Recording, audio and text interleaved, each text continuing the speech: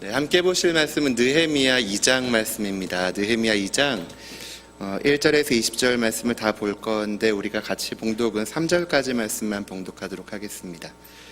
느헤미야 2장 1절에서 3절까지 말씀, 성경을 가져오셨으면 오늘 말씀을 좀 펴놓고 같이 보았으면 좋겠습니다. 우리 3절까지의 말씀이니까 함께 합독하겠습니다. 1절부터 3절까지 말씀입니다. 시작.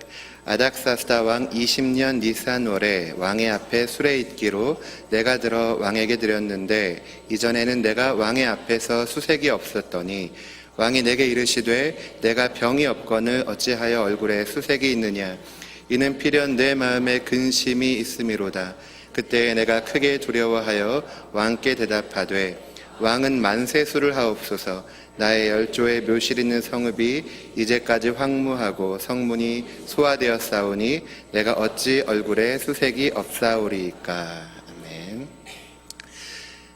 제가 어렸을 때 별명이 몇 가지 있는데 이름 때문에 병아리 이런 것도 있긴 했지만 저의 외모 때문에 백설왕자라는 별명이 있었습니다.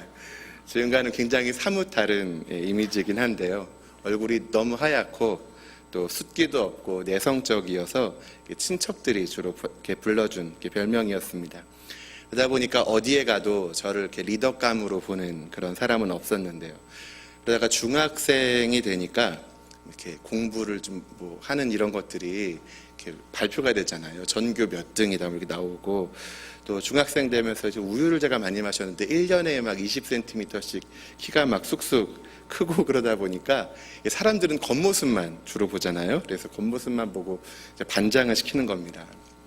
반장을 하면서 제가 내적인 상처를 참 많이 받았는데 제일 힘든 건 수업 시간에 인사를 시키는 거였습니다. 이렇게 차렷, 열중, 샷 하면 되는데 그때는 그렇게 안 됐거든요. 차렷, 열중, 샷 이렇게 하다가 이제 선생님이 다시 계속 그러시는 거예요. 그래서 나름대로 차렷, 열중, 샷 이게 너무나 상처가 돼가지고 하루는 제가 꿈속에서 이 차렷, 열중, 샷을 하다가 차렷 하면서 이렇게 일어났던 기억이 나요. 리더의 자질이 뭘까? 좋은 목소리일까요? 아니면 덩치? 여러 가지 꼽을 수 있겠지만 특별히 저는 이제 느헤미야서를 통해서 이 부흥을 이끄는 리더의 자질을 좀 살펴보고 싶습니다. 지난번 첫 번째 제가 수요 예배 때 이 느헤미야가 바로 그 부흥의 이야기라고 했습니다.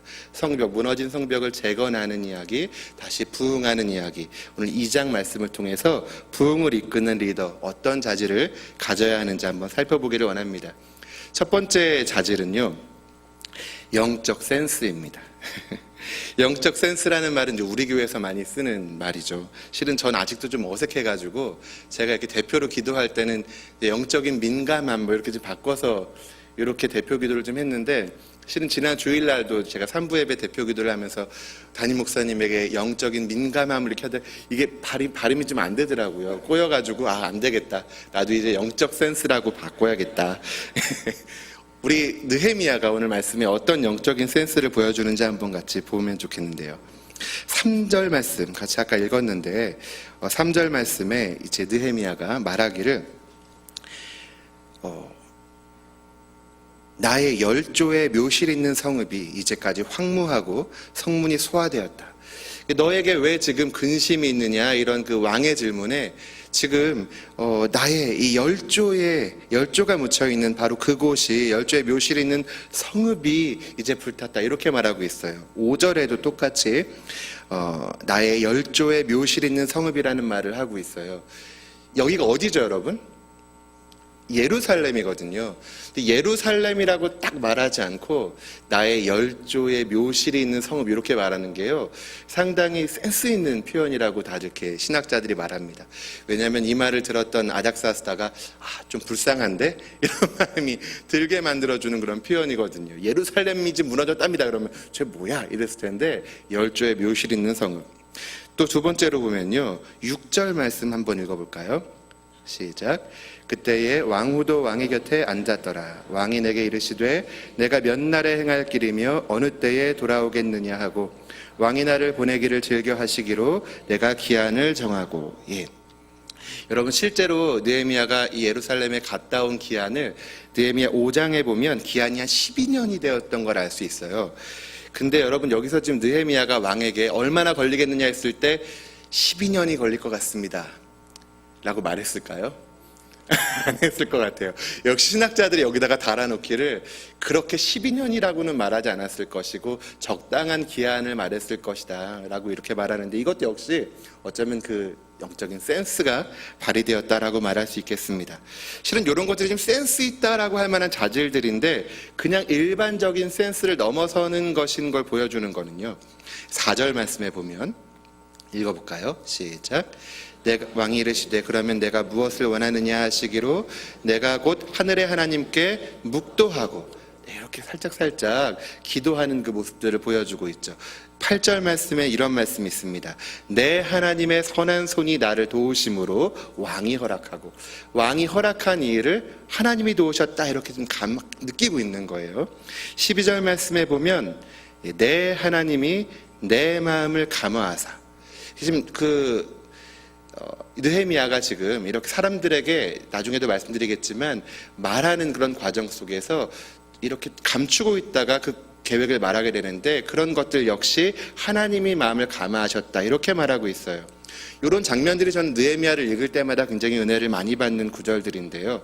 그러면 절체절명의 순간이라 할 수 있는 그런 순간에 잠시라도 이렇게 하나님께 묵도하는 모습 속에서 그의 센스는 이게 그냥 센스가 아니라 정말 탁월한 영적인 센스다.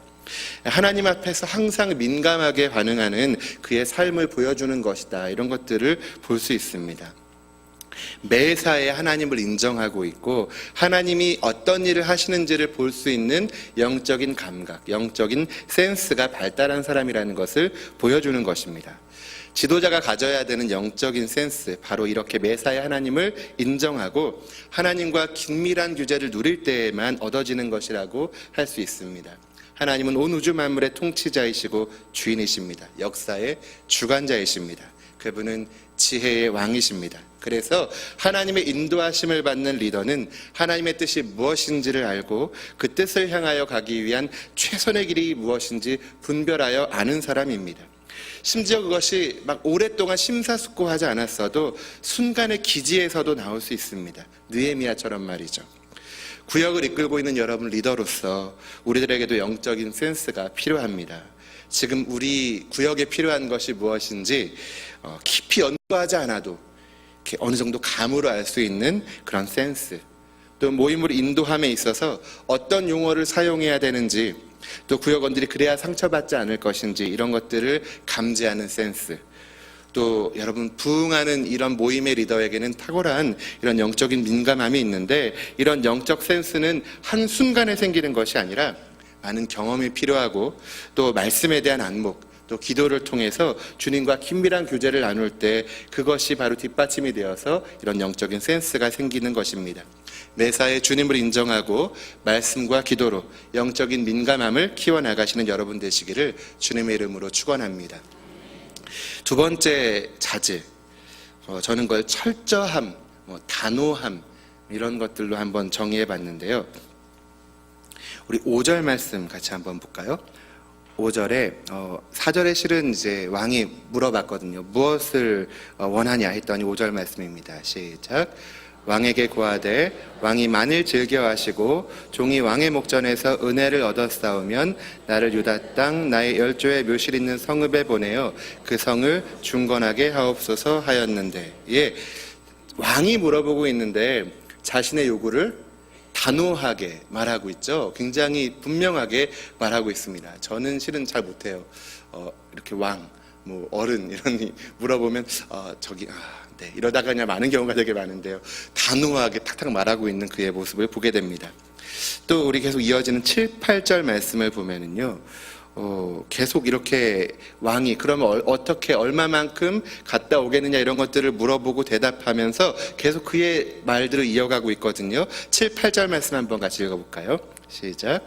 내가 또 왕에게 아뢰되 왕이 만일 즐겨하시거든 강서편 총독들에게 내리시는 조서를 내게 주사 저희로 나를 용납하여 유다까지 통과하게 하시고 또 왕의 삼림감독 아삽에게 조서를 내리사 저로 전에 속한 영문의 문과 성곽과 나의 거할 집을 위하여 들보 제목을 주게 하옵소서 하매 내 하나님의 선한 손이 나를 도우심으로 왕이 허락하고. 예. 지금 이 2장 말씀은 실은 1장 말씀보다 한 4, 5개월 정도 뒤의 일이에요. 그 부흥에 대해 생각하고, 그러니까 중건에 대해 생각하고 4, 5개월이 지금 계속 지나고 있는 건데 아마도 계속 생각했던 모양이에요.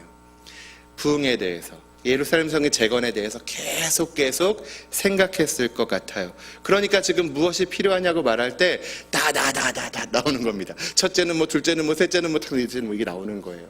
아무 생각 없이 그냥 돼야 될 텐데, 이렇게 생각했던 사람은 절대 이렇게 말할 수가 없습니다. 그러니까 어쩌면 물어봤던 아닥사스다 왕이 놀랐을 거예요. 뭐야 얘? 이거 계획하고 있는 거야 이걸? 나한테 혹시 모든 걸 다 이렇게 표정까지 일부러 다 이렇게 지었던 거 아니야? 이렇게 생각했을 정도로, 그렇게 생각했을지도 모를 정도로 아주 이렇게 분명하게 계획했던 것입니다. 그리고 12절부터 16절까지의 말씀을 쭉 보면요, 철저하게 이 느헤미야가 현장을 살펴보는 장면을 보여주고 있어요. 근데 현장을 살펴보는데 사람들에게 내가 이거 하러 왔어 하고 말하지 않고 비밀리에 그 일을 이렇게 수행합니다. 왜냐하면 철저하게 계획하지 않고 그냥 말했다가는 사람들이 좀 낙심할 수도 있고 저 사람 안 될 걸, 이렇게 부정적인 일들이 더 많이 일어날 수 있기 때문에 그런 거죠. 그리고 마지막 20절 말씀을 보면, 우리 20절 말씀 끝으로 한번 읽어볼까요? 시작. 내가 대답하여 가로되 하늘의 하나님이 우리로 형통케 하시리니 그의 종 우리가 일어나 건축하려니와 오직 너희는 예루살렘에서 아무 기업도 없고 권리도 없고 명록도 없다 하였느니라. 아멘. 지금 여러분들도 아시겠지만 이런 그 예루살렘 성벽의 중건 얘기가 나왔을 때 반대하는 사람들이 이렇게 나타났거든요. 산도계, 산발랏, 도비야, 게셈, 이런 사람들이 나타나면서 이 사람들이 또 그냥 보통 사람들이 아니에요. 그 예루살렘 지역의 유지이자 지도자라고 할 수 있는 사람들입니다. 그 사람들의 반대가 생겼을 때 실은 그런가 할 수도 있잖아요. 좀 쭈뼛할 수 있잖아요. 그런데 그렇게 반대하고 조롱해도 위축함 없이 단호하게 선포하면서 계속 일어날 수 있는 것, 이런 것이 그의 철저함, 단호함을 보여주는 면모라고 할 수 있겠습니다. 그럼 아이폰을 만든 그 스티브 잡스 자서전이 있는데 이렇게 두꺼워요. 925쪽짜리입니다. 25,000원짜리 책인데 제가 이거를 관심이 있어서 사서 읽어봤어요. 근데 너무 두꺼워가지고 저는 이제 이북이라고 휴대폰 이렇게 태블릿에 넣어서 볼 수 있는 걸로 사서 읽었는데, 제가 워낙에 IT 쪽에 관심이 많고 또 스티브 잡스가 만들었던 그 애플 컴퓨터를 저도 다뤄봤던 사람이거든요, 옛날에. 그래서 굉장히 재밌게 순식간에 읽었던 기억이 납니다. 근데 그 애플, 이 아이폰, 요거의 성공에는 실은 스티브 잡스의 그런 그 탁월한 어떤 리더십이 발휘되었다는 거 여러분들도 많이 들어보셨을 거예요. 근데 굉장히 좀 괴팍할 정도로 좀 이상한 성격을 갖고 있는 것처럼 좀 괴팍한데 굉장히 철두철미하고 완벽하게 일을 처리하는 기질을 갖고 있습니다. 그래서 그는 어떤 굉장히 품질이 좋은 제품을 만들어내기 위해서 사람들을 막 닥달하면서 그 목표에 이룰 수 있도록 그 일들을 추진하고, 남들은 안 된다고 할 때 막 끝까지 그 일들을 추진해서 결국은 실행해내는 그런 사람이었습니다. 그를 보면서 실은 그 책을 읽으면서 한국 교회의 리더십들을 좀 이렇게 잠깐 생각해 봤어요. 부흥한 교회들의 어떤 목사님들의 특징이라고 할까요? 그랬더니 좀 비슷한 점이 있는데, 굉장히 이렇게 괴팍한 그거는 좀 그렇지만 성격적으로 굉장히 보통 이렇게 편안한 사람은 아닌 것 같아요. 제가 아는 몇몇 분들을 보니까. 그러면서도 어떤 목표를 향해서 강하게 이렇게 계획하고, 철저하게 계획하고 강하게 밀어붙이는 그런 목사님들을 많이 뵐 수 있었습니다. 우리 성령의 사람이다, 영적으로 좀 민감한 사람이다라고 말하면 이런 철두철미함과는 좀 거리가 멀게 느껴지는 경우가 많아요. 그래서 마치 무계획이 하나님의 인도하심을 받는 거다라 이렇게 생각하는 사람들도 있는 것 같아요. 제가 실은 그 청년 때 찬양팀을 했었는데, 청년 찬양팀에서 전도여행을 떠날 땐 이런 식으로 떠났습니다. 목적지를 정하지 않는 거예요. 그리고 같이 팀원들끼리 기도하면서 오늘 우리 어디로 갈까? 그래서 여러 사람들의 생각을 묻고 오늘 하나님이 그쪽으로 가라고 하시나 보다. 그럼 글로 갑니다. 가가지고 가서 왼쪽으로 갈까 오른쪽으로 갈까 이제 또 기도합니다. 그래서 왼쪽 오른쪽 어느 쪽으로 가는 게 하나님의 뜻일까 서로 의견을 나누고 가는데, 물론 이렇게 하나님의 인도하심을 받는 것이라고 생각할 수도 있지만 저는 그보다 더 한 단계 더 나간 사람은 계획 단계부터 철저하게 하나님의 인도하심을 받는 사람이다. 그래서 모든 것들이 하나님의 인도하심 속에 진행된 것임을 믿는다면, 그렇다면 확고한 믿음을 가지고 확신 속에서 철저하게 계획하고 계획한 일을 밀어붙이는 그런 단호한 그런 결단력, 이런 것들이 바로 부흥하는 리더의 자질이 아닌가. 여러분, 구역의 리더로서 여러분들은 구역 모임을 계획하시면서 인도하십니까? 아니면 그냥 되겠지 뭐 이렇게 인도하십니까? 오늘 구역에 몇 명이 모이게 되고 또 어떤 내용을 나누어야 될 것인가, 또 어떤 질문을 던져야 될 것인가, 이 대답이 없는 그 구역원에게 어떻게 질문하면 대답하게 할 것인가 미리 계획하십니까? 혹시 오늘 구역원들이 오늘은 쉬지 하면 쉬고 나가자 하면 나가고 이렇게 중심 없이 계획 없이 그냥 막 흔들리고 계시지는 않습니까? 느헤미야처럼 기도하면서 모임을 철저하게 계획하고 그 계획 속에서 확신 있게 추진력 있게 여러분들의 모임을 인도하시는 여러분 되시기를 주님의 이름으로 축원합니다.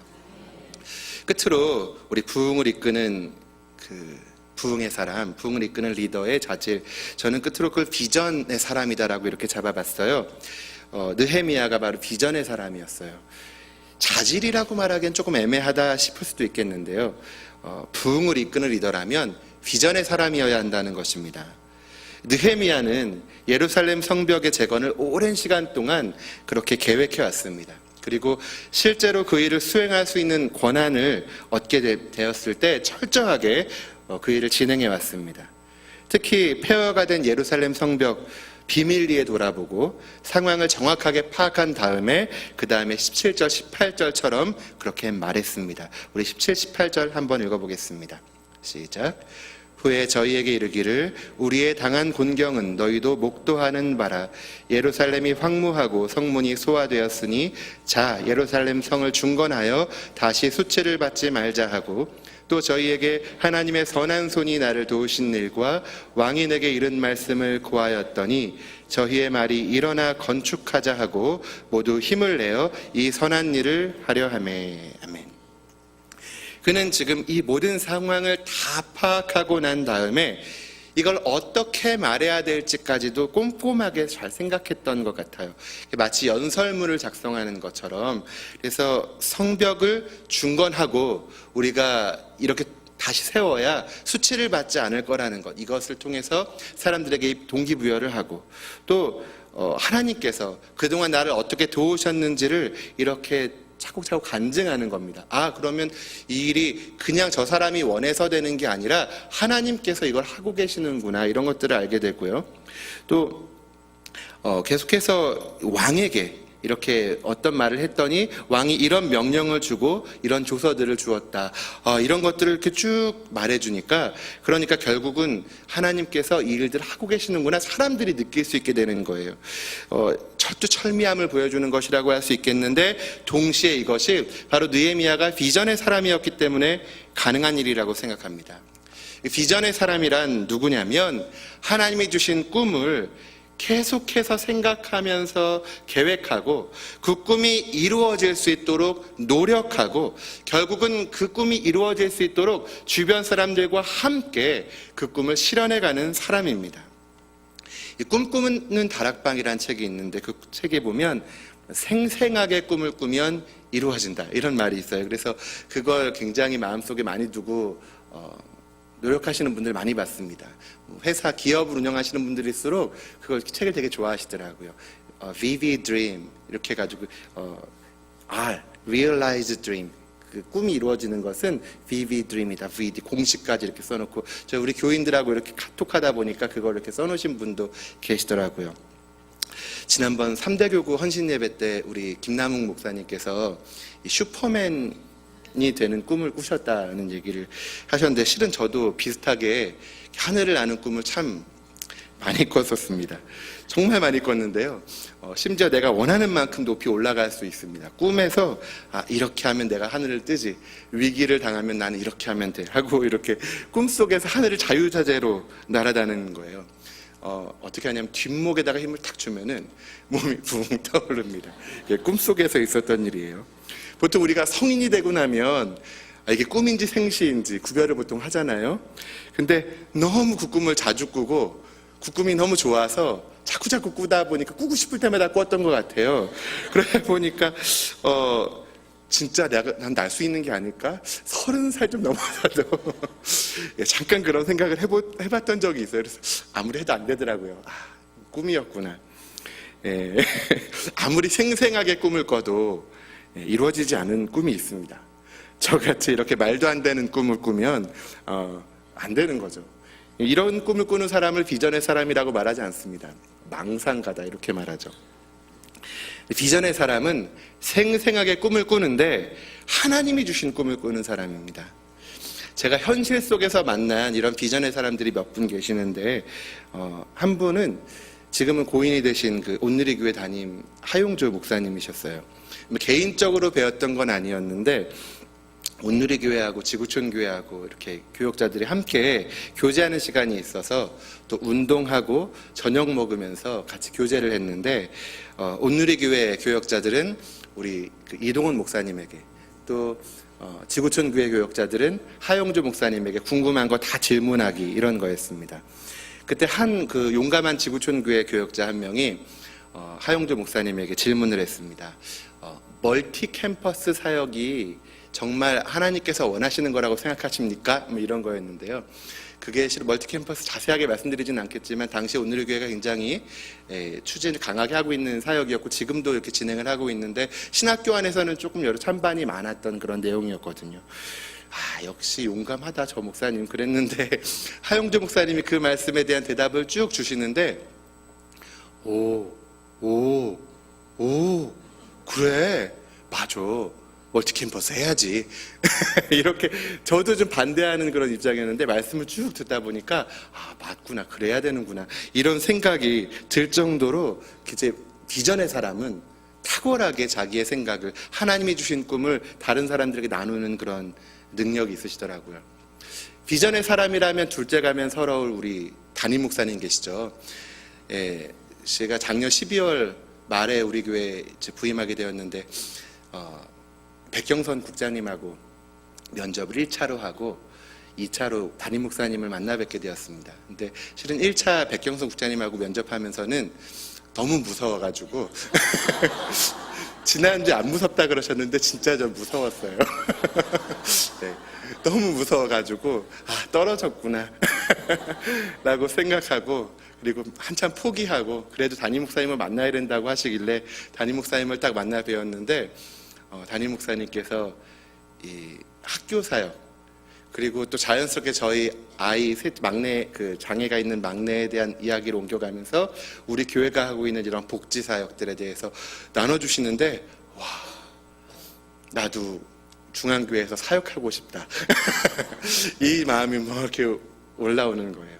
비전의 사람은 바로 이런 겁니다. 느헤미야는 예루살렘 성벽 재건이라는 꿈을 처음 딱 그 소식을 들었을 때부터 매일같이 꿈꿨을 거예요. 그리고 그것이 재건되기 위해서는 어떤 것들이 필요한지, 어떤 절차가 필요하고 어떤 재료가 필요한지, 또 어떤 준비가 필요한지를 매일같이 구상했을 것입니다. 그 꿈은 실현 가능한 꿈이었습니다. 왜냐하면 하나님께서 주신 꿈이었기 때문입니다. 그랬기에 그는 그 비전을 사람들에게 설득력 있게 나눌 수가 있었습니다. 그의 꿈에 대해서 들었던 주변 사람들도 그의 꿈을 함께 꾸게 되었습니다. 오늘 말씀 마지막에 나왔던 것처럼 그래 한번 같이 해보자 라고 이렇게 힘을 낼 수가 있었던 것입니다. 물론 모두가 느헤미야에게 동의한 것은 아닙니다. 페르시아의 지금 그 치아라는 거 그런 현실 자신들이 현재 누리고 있는 것들에 주목했던 사람들 이런 사람들에게는 아무리 하나님이 주신 비전이라도 그게 우습게 느껴질 뿐이었습니다. 구역장으로서 여러분들도 각 구역의 비전에 대한 각 구역의 부흥에 대한 비전을 가져보시기 바랍니다.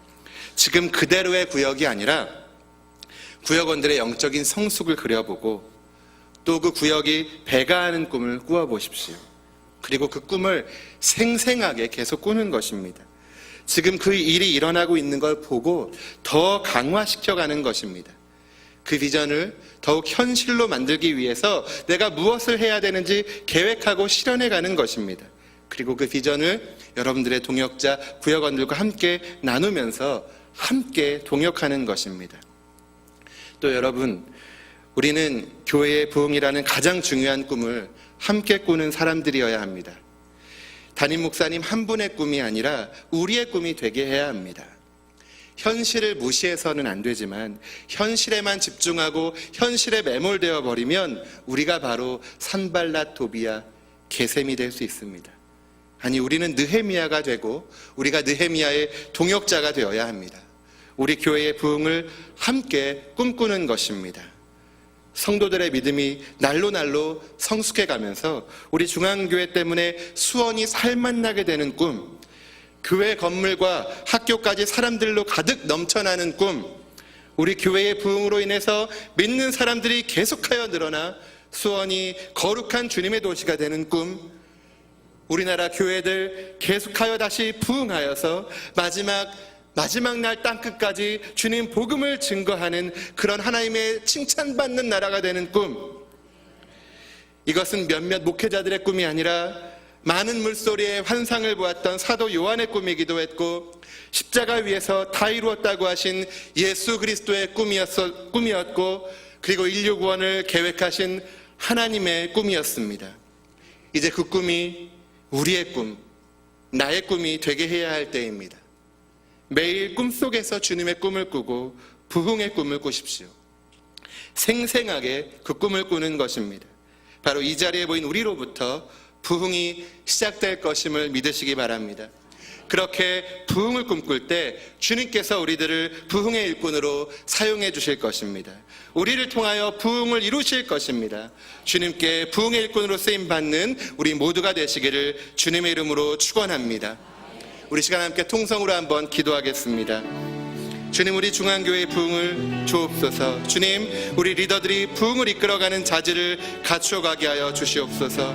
그러나 여러 자질들보다 주님께 쓰임받기를 사모하게 하여 주옵소서. 무엇보다 부흥을 생생하게 꿈꾸게 하시고 실현해가게 하여 주옵소서. 학교 건축을 지켜주시고 그 모든 과정 가운데 함께하여 주옵소서. 또한 교회의 부흥을 이끌어가실 담임 목사님을 위하여서도 시간 함께 통성으로 함께 기도하겠습니다. 하나님 아버지, 주님께서 우리와 함께하여 주심을 감사드립니다. 축복하여 주시고 도와주시옵소서. 역사해 주시고 함께하여 주옵소서.